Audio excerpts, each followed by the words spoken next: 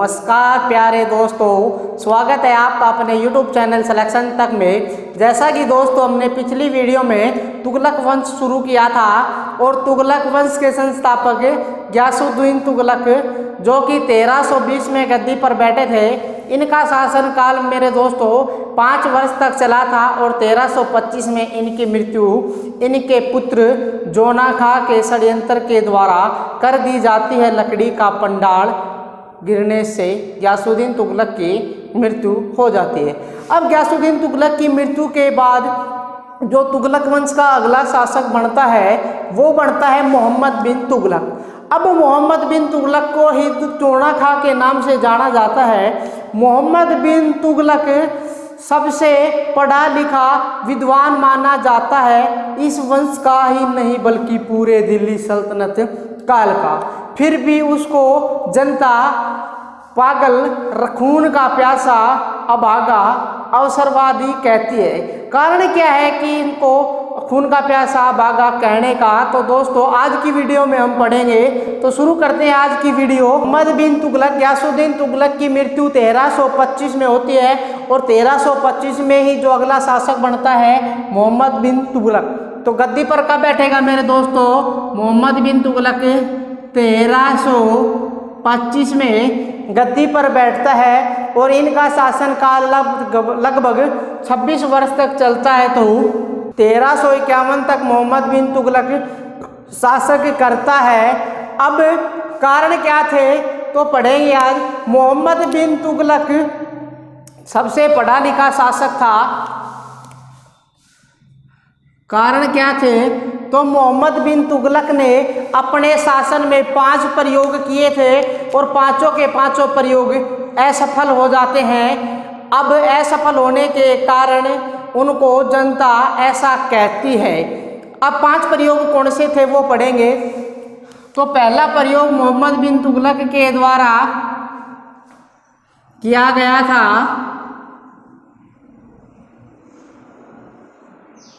राजधानी में परिवर्तन। राजधानी में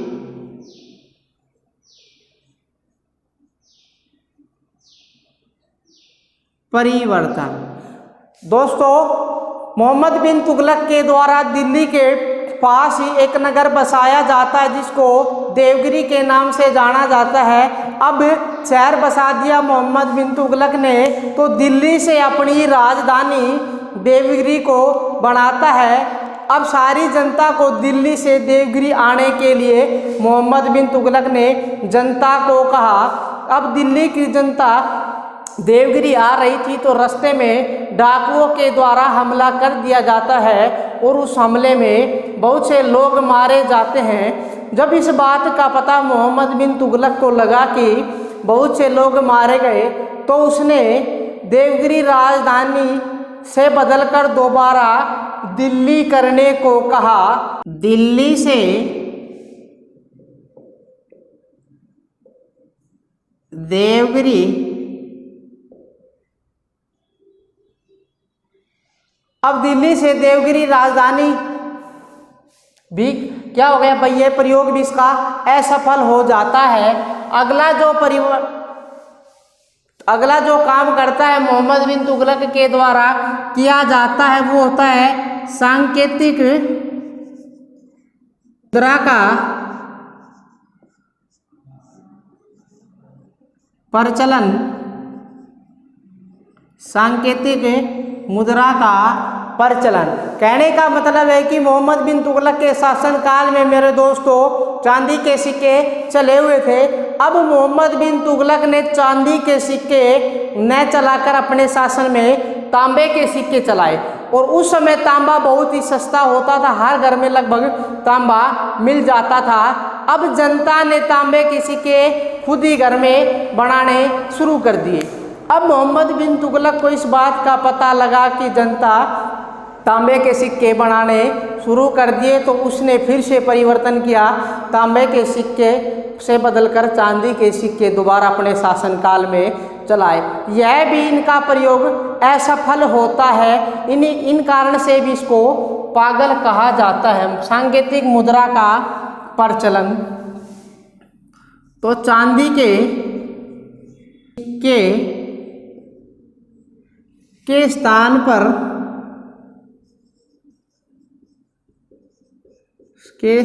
पर तांबे के सिक्के चलाए। अगला जो पॉइंट आता है, तीसरा पॉइंट, वो भी इसका असफल होता है प्रयोग। वो प्रयोग था कि इन्होंने अपने शासन में भू राजस्व में वृद्धि कर दी थी। क्या कर दिया था? भू राजस्व में वृद्धि कर दी थी। अब इसने भू राजस्व का मतलब क्या होता है मेरे दोस्तों? भू का मतलब होता है भूमि और राजस्व का मतलब होता है कर। भूमि के ऊपर कर को बढ़ा दिया था। गयासुद्दीन तुगलक ने इसको 1/3 किया था। अब 1/3 से मोहम्मद बिन तुगलक के द्वारा फिर से क्या कर दिया गया था? 1/2 कर दिया गया था। 1/3 से कितना कर दिया था? 1/2 कर दिया था। अब 1/2 मोहम्मद बिन तुगलक के द्वारा किया गया, तो इसका सबसे ज़्यादा विरोध जनता के द्वारा किया गया। अब ज़्यादा विरोध कर दिया तो मोहम्मद बिन तुगलक ने फिर से 1/2 से घटाकर 1/3 कर दिया भू राजस्व को। ये भी प्रयोग इसका असफल रहता है, कोई फायदा नहीं हुआ। अगला जो पॉइंट आता है मेरे दोस्तों, वो आता है खुरासान अभियान। अब खुरासान अभियान मोहम्मद बिन तुगलक के द्वारा शुरू कर दिया जाता है और खुरासान अभियान में मोहम्मद बिन तुगलक की सारी सेना मारी जाती है और यह प्रयोग भी इसका असफल होता है। इस कारण से इसको अबागा भी कहा जाता है। तो चौथा पॉइंट, खुरासान अभियान। पॉइंट बी, अगला जो पॉइंट आता है मेरे दोस्तों, वो आता है इसका 5वां प्रयोग और यह प्रयोग भी इसका असफल रहता है। 5वां प्रयोग क्या था कि इसने अपने शासन में एक नया विभाग शुरू किया था जिसको दीवान ए कोही के नाम से जाना जाता है। अब दीवान ए कोही का मतलब क्या होता है कि ऐसी जगह जो किसी प्रयोग में न हो उसके ऊपर खेती करना ही क्या कहलाता है? दीवान ए कोही। यह भी प्रयोग इनका क्या होता है? असफल रहता है।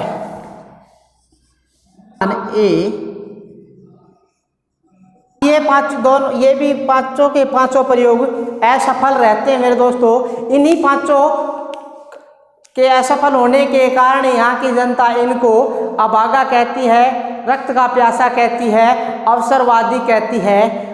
अब मोहम्मद बिन तुगलक इस सल्तनत काल का सबसे बहुत ही पढ़ा लिखा शासक था।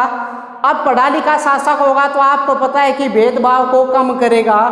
तो मोहम्मद बिन तुगलक अपने शासन में गैर मुसलमानों को भी सम्मान देता था। अब इस बात का सबसे ज़्यादा विरोध करते हैं मुसलमानों में एक वर्ग होता है उलेमा वर्ग। उलेमा वर्ग मुसलमानों में सबसे पवित्र वर्ग माना जाता है, जैसे हिंदुओं में पवित्र जात मानी जाती है ब्राह्मण। ऐसे ही सबसे ज़्यादा विरोध करते हैं उलेमा वर्ग के कि हिंदुओं को तू ज़्यादा सम्मान क्यों दे रहा है। अब मोहम्मद बिन तुगलक के शासन काल में ही मेरे दोस्तों 1333 में मोरक्को से मोरक्को का एक निवासी आता है जिसको इब्न बतूता के नाम से जाना जाता है। और इब्न बतूता भारत में 1333 में आता है और इब्न बतूता के द्वारा एक पुस्तक लिखी जाती है जिसको रहला कहा जाता है। रहला पुस्तक से ही मोहम्मद बिन तुगलक के शासन के बारे में भी पता चलता है। अब मोहम्मद बिन तुगलक के शासन काल में ही कई स्वतंत्र राज्यों की स्थापना होती है। अब उन स्वतंत्र राज्यों में से एक प्रमुख राज्य होता है विजयनगर। और विजयनगर की स्थापना मेरे दोस्तों 1336 में दो भाई हरिहर व बुक्का के द्वारा कर दी जाती है। बाद में अपने पिता के नाम पर, इनके पिता का नाम संगम होता है और इस वंश का नाम भी रख देते हैं संगम वंश। अब संगम वंश रख देते हैं और एक जो अगला जो स्वतंत्र राज्य होता है वो होता है, अब मोहम्मद बिन तुगलक की मेरे दोस्तों मृत्यु हो जाती है 20 मार्च 1351 को। जब वो सिंध जा रहा था तो रास्ते में एक जगह पड़ती है ठट्टा नामक स्थान पर उनकी ज़्यादा तबीयत खराब हो जाती है और बीमार हो जाते हैं और बीमारी से इनकी मृत्यु हो जाती है 1351 में। यहाँ तक किसी को कोई दिक्कत हो तो बताओ, फिर आगे चलते हैं। अब मोहम्मद बिन तुगलक के शासनकाल में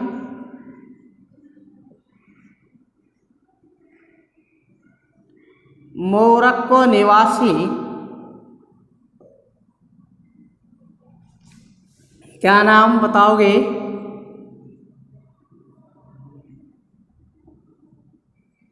इब्न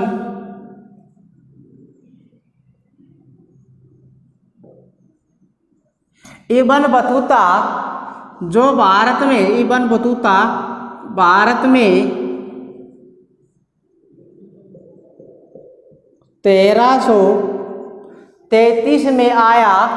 अब इनके द्वारा एक पुस्तक लिखी गई थी। पुस्तक का नाम है रेहला।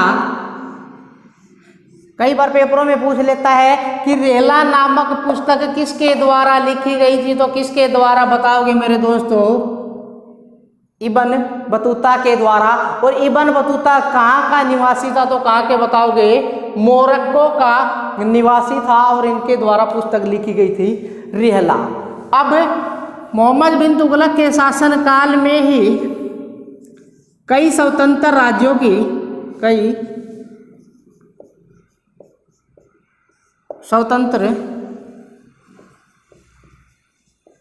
राज्यों की स्थापना हुई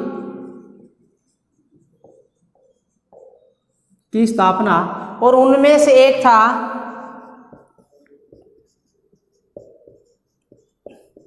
विजयनगर। और विजयनगर की स्थापना दो भाई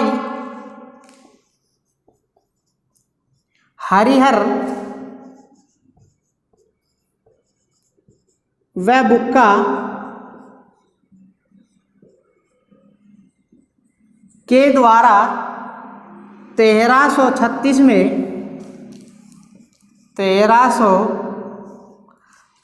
में कर दी गई थी।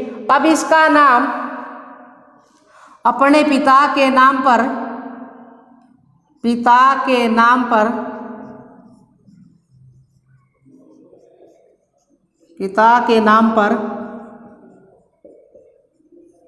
संगम वंश कर दिया जाता है। अब संगम वंश कर दिया जाता है। अब मोहम्मद बिन तुगलक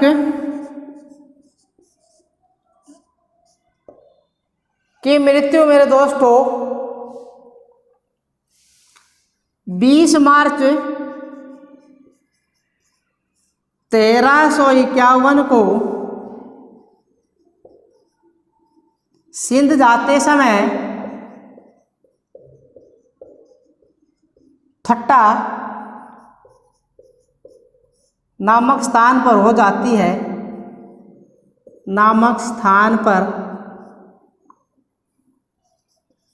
बीमारी से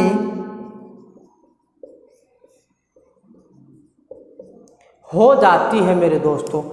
अब इसी के शासनकाल में एक राज्य की स्थापना और होती है, उसको बहमनी राज्य कहा जाता है। एक राज्य की स्थापना, कौन सा राज्य बताओगे? बहमनी की हो जाती है। और 1351 में मेरे दोस्तों इसकी मृत्यु हो जाती है, तुगलक वंश का जो कि दूसरा शासक था। अब मोहम्मद बिन तुगलक की मृत्यु के बाद जो अगला शासक बनता है वो बनता है फिरोज शाह तुगलक। अब यहाँ तक किसी को कोई दिक्कत हो तो बताओ मेरे दोस्तों, अगली वीडियो में पढ़ेंगे फिरोज शाह तुगलक। धन्यवाद।